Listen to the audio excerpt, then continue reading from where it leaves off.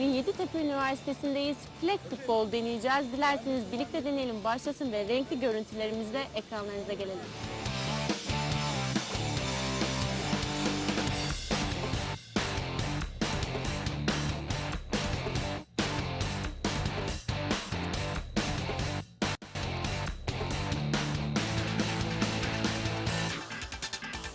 Flag futbol oyuncusu Gözde Coşkun'la birlikteyiz. Merhaba Gözde. Merhaba. Nasılsın? İyiyim, teşekkür ederim. Siz nasılsınız? Bizler de iyiyiz. Teşekkür ederiz. Bugün bize birliktesiniz ekip olarak. İlk olarak seni tanıyarak başlayalım dilersen. Ben Yeditepe Üniversitesi son sınıf öğrencisiyim. Endüstri Mühendisliği ve matematik bölümünde okuyorum. İşte son dönemim 2 ay sonra mezun olacağım inşallah.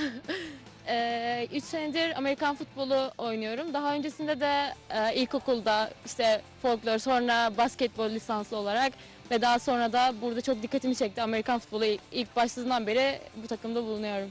Nasıl bir antrenman programı var? Nasıl bir beslenme programı var Gözde? Haftada 2 kere düzenli antrenmanımız var. 2 kere 2 saat pazartesi ve çarşamba günleri.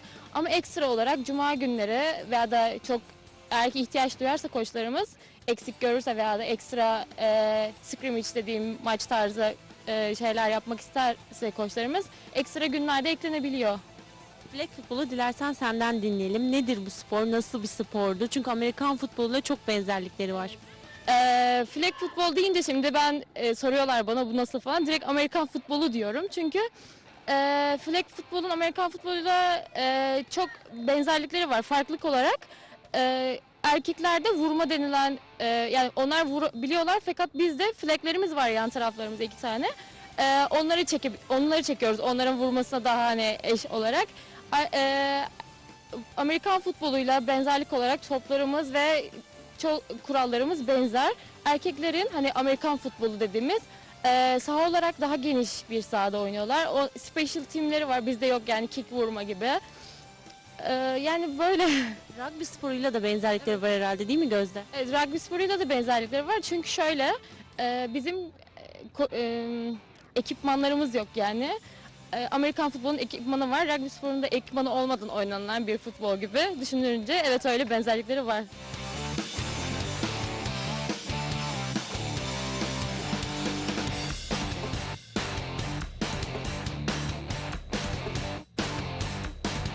Güç ve kondisyon bu sporun neresinde?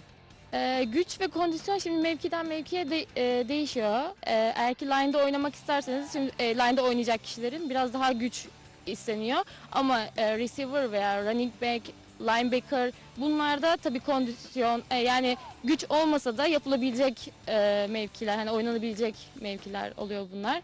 Mesela ben line'da oynarken gayet güzel böyle içeri yani çok güç sarf ettiğim ve biraz da darbe aldığım olmuştu. Biraz oyunun içerisinden de bahsedelim dilersen. Oyun içinde herhangi bir mevkideyken başka bir mevkide de oynayabiliyor musun? Yani aslında çok Amerika'da bakarsak öyle bir şey yok. Amerika'da daha profesyonel olarak düşünürsek daha çok insanlar kendi mevkilerinde oynar. Böyle diyelim ki special teamler oluyor. Special olanlar birkaç mevkide oynayabiliyor. Şimdi genelde bizim takımda da ihtiyaç olmadıkça herkesin bir mevkisi vardır orada oynar. Ama işte ben 3 senedir oynadığım için bazen eksiklikler oluyor. Hani biraz daha tecrübeli oluyorum. İşte ilk başta linebacker olarak başladım. Corner oynadım. O-line oynadım. Ya şu an line oynuyorum. Ya genel olarak linebacker oynuyorum. Ama dediğim gibi genelde ihtiyaç olmadıkça oynanmıyor. Peki oyun içerisindeki akıcılık ne durumdadır? Durağan mıdır yoksa sürekli bir akış içerisinde midir oyun?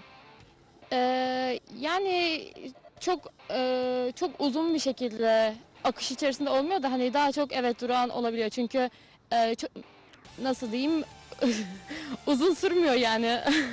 Bunu söylüyorum. Sürekli devamlılık var. Sürekli devamlılık var yani ama birçok sefer yani kesin birden oyun bitebiliyor mu diyeyim. Durabiliyor, duran. Biliyor evet.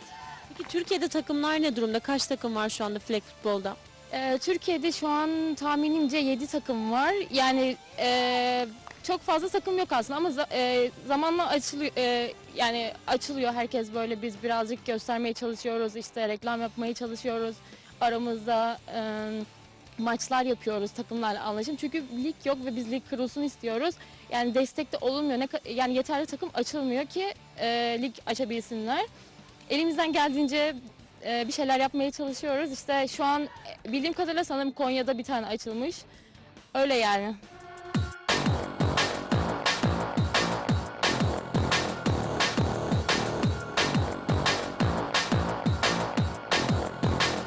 Türkiye'de peki Amerikan futboluna olan ilgi aslında var. Ligler de artıyor gün geçtikçe. Sizlerin katılımcıları ne durumda? İzleyicileriniz ne durumda flag futbolda? Yani çok merak ediyorlar.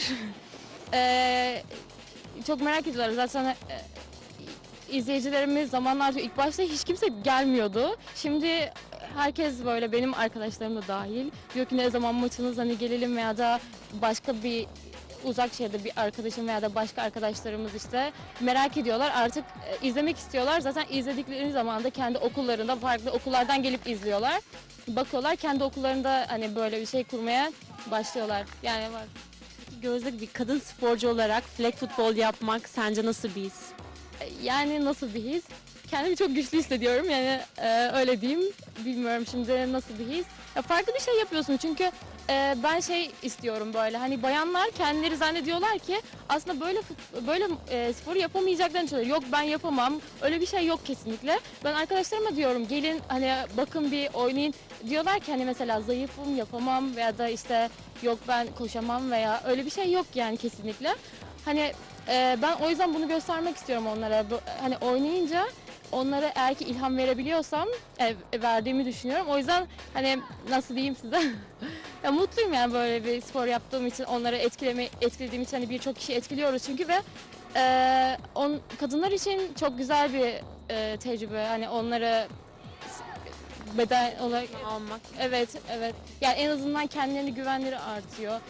Böyle bir şey aslında yapabileceklerini düşünüyorlar ve yaptıklarını gördüklerinde kendileri daha çok güveniyorlar ve hani daha çok insanı etkiliyoruz. Güzel oluyor ya. Peki flag futboldaki sakatlık ve risk durumu nedir? Yani bir Amerikan futbolu kadar büyük riskleri yok. Onlarda çünkü omuz veya işte çapraz bağ çok kolay bir şekilde çapraz bağları kopuyor, omuzları kırılabiliyor falan. Ama bizde bir de tabii ki var. Yani benim üzerinden örnek vermek gerekirse tabii uzun süredir oynadığım için bir çenem mesela O-line oynarken bir yırtım oldu. Ondan sonra parmağım tendon koptu, parmağım kırıldı falan işte. Bunlar küçük tabii. Küçük şeyler oluyor. Bir arkadaşımız var en büyük sakatlanma olan, onun çapraz bağı koptu.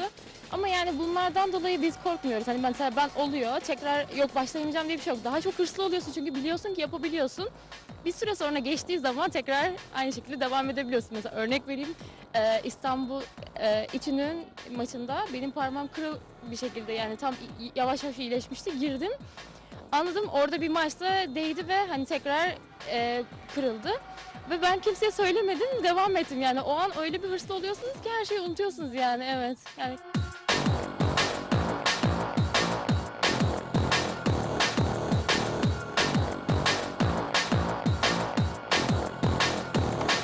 Gözde, hiyerarşi var mı takımlar arasında? Bir alt sınıf, üst sınıf? Yani bizde yok.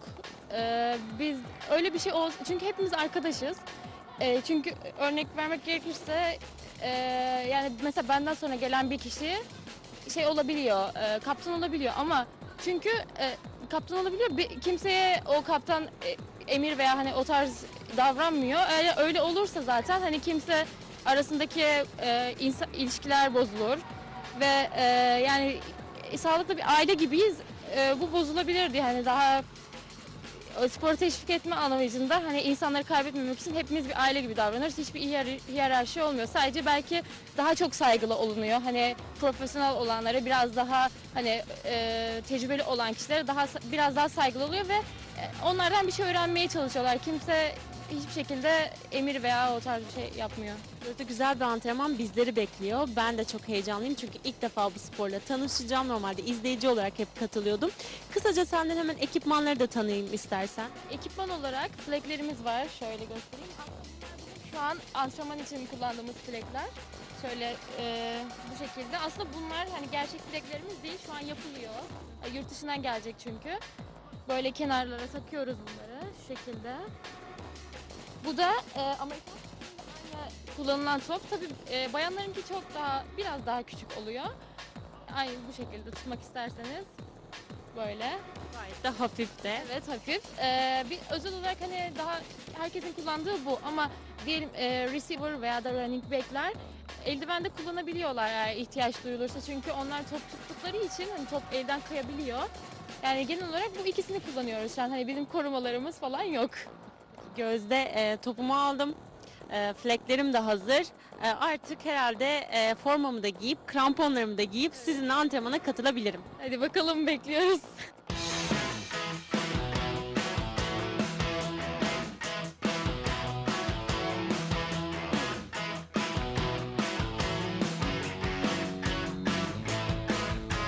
Koç, ben hazırım. Tamam, Sen de hazırsan süper. dilersen ilk O yapmam zaman gereken ilk yapman basic gereken hareketleri şey şurada omuz genişliğinde ayakların açık. Bekliyorsun. Biraz daha yanıma yaklaşıyorsun. Ve down set hot komutunda ben topu sana veriyorum. Evet. Ve beyaz kukanın etrafından dolaşıyorsun. Bu çizgiyi geçmek amacımız. Defans oyuncusu Gözde de aynı şekilde mavi kukanın etrafından dönüp sizi durdurmaya çalışacak. Ve tabii bu anda da buraya geldiğimizde benim freni çekmemesi için çok hızlı hareket etmem Evet. gerekiyor değil mi? Böyle kalça hareketleriyle. Kalça hareketleriyle. Tamam, o zaman alıyorum topu tekrar. Hazır mısın Gözde? Tamam. Down, set, hot.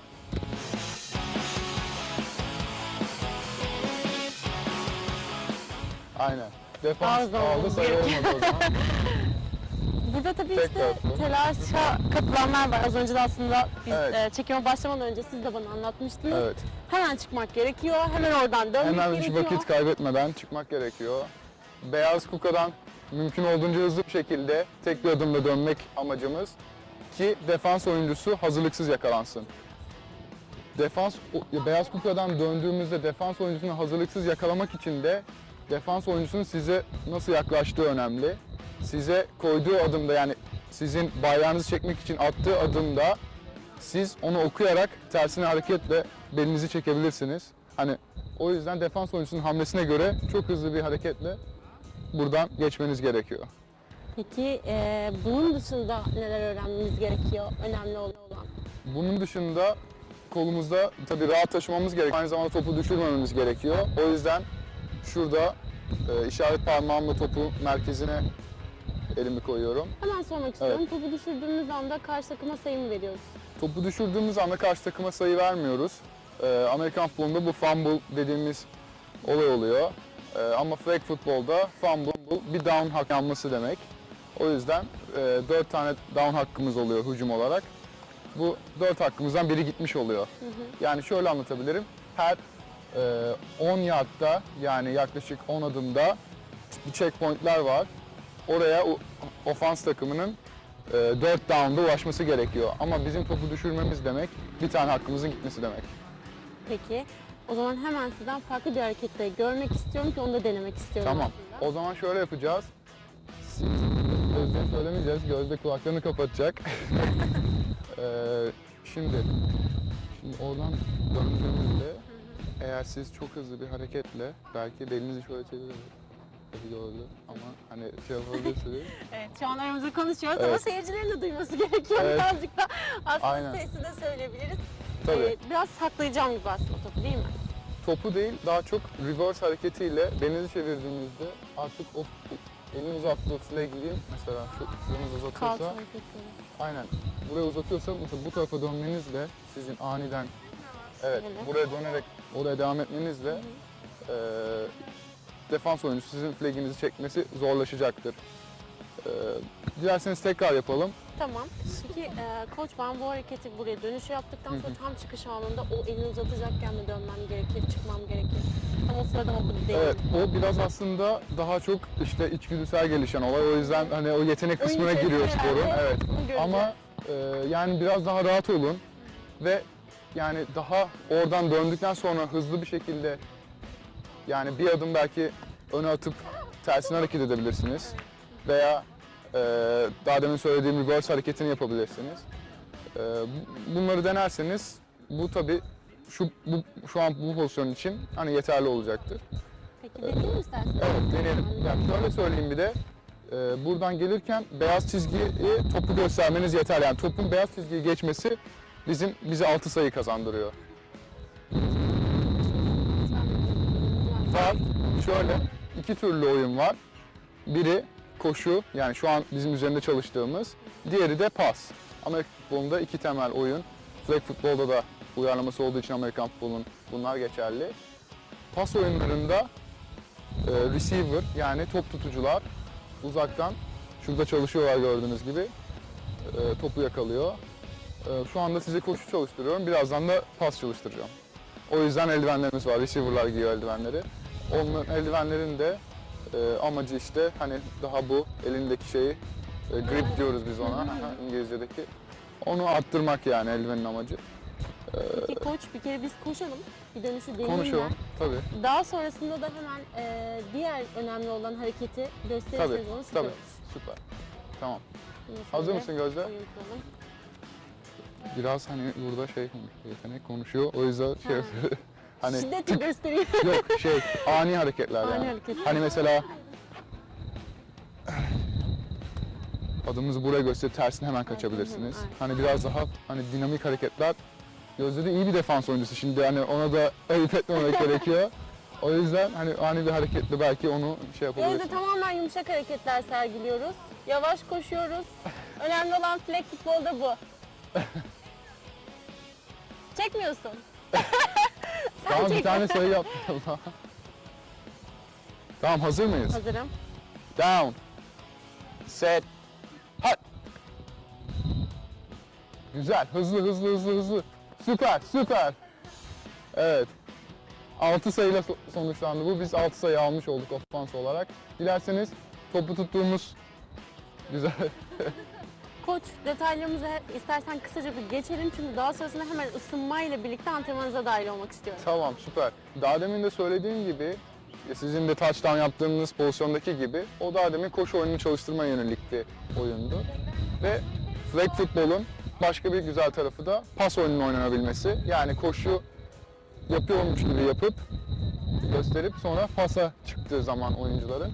Bunda da daha uzun kademeli, daha fazla yard aldığımız ve o daha demin bahsettiğim checkpoint'lere daha hızlı ulaştığımız kısım oluyor bu. Peki dilerseniz birlikte hazırlanalım. Tabii, Hızlı hazırlanalım. bir şekilde ben de adapte olayım takıma ve oyuna, antrenmana dahil olayım. Tamam, süper. Öyle yapalım o zaman.